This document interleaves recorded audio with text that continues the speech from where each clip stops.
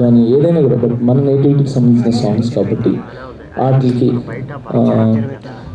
Award లాంటిది ఏదైనా పెట్టి వీళ్ళ టాలెంట్ని గుర్తించి వీళ్ళని ప్రపంచానికి గెలిపిస్తే బాగుంటుందని నా ఒపీనియన్. జరగాలని మనస్ఫూర్తి కోరుకుంటున్నాను. ఎందుకంటే చాలా కష్టపడుతున్నారు, చాలా టాలెంట్ ఉన్నారు, చాలా టాలెంట్ ఉంది అందరి దగ్గర.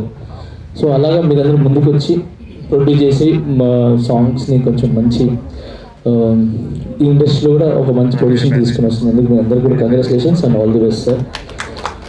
అండ్ మా మాస్టర్స్ అందరికీ ఇక్కడ ఉన్నారు. ఈ సందర్భంగా పొలాకి నాకు ఎప్పుడు చెప్పుకోవడానికి రాలేదు పొలాకి గురించి, అంటే ఎప్పుడు మీ ఇద్దరు కలవలేదు. నేను, శేఖర్ అన్న అండ్ అలాగే గణేష్ అన్న, రఘు మాస్టర్ గారు మేమంతా చేస్తున్న టైంలో మా తెలుగు అంటే TFTDD నుంచి, అంటే తెలుగు ఇండస్ట్రీ నుంచి, అంటే మోడర్న్ డాన్సెస్ యూనియన్ నుంచి, ఈ యూనియన్ నుంచి ఇంకొకరు పక్కన ఒకరు మెరిశారనమాట.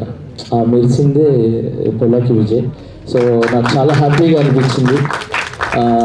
ఎందుకంటే అందరూ రావాలి, కొత్త టాలెంట్స్ రావాలి, అప్పుడే మజా ఉంటుంది. అంటే ఓన్లీ ఒక్కడనే పరిగిస్తే బాగుండదు. నలుగురు పరిగిస్తూ ఉంటే వీళ్ళు ఫాస్ట్ మనం కూడా పరిగెళ్ళాలి. సో నాకు స్పోర్టివ్గా ఉంటుంది. బట్ పొలాకి నిజంగా చెప్తున్నాను, దీని గురించి ఎప్పుడు మీకు తెలుసో తెలీదు, అంటే ఎక్కడ చెప్పాలో తెలీదు.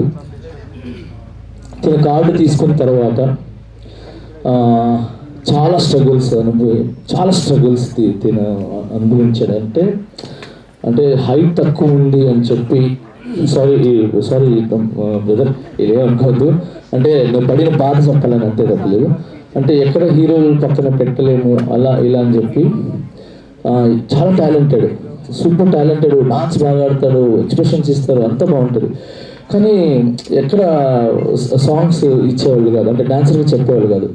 అట్లా 2-3 years బాగా కష్టపడ్డాడు. ఆల్మోస్ట్ 3-4 years బాగా కష్టపడి నా రిహార్సల్ దగ్గరికి వచ్చాడు. నేను సరే అని చెప్పి రిహార్సల్ దగ్గర కూర్చున్నాడు. మాస్టర్ మీకు కొరియోగ్రఫీ బాగుంటుంది, అలా బాగుంటుంది, నేను చాలా నేర్చుకుంటున్నాను.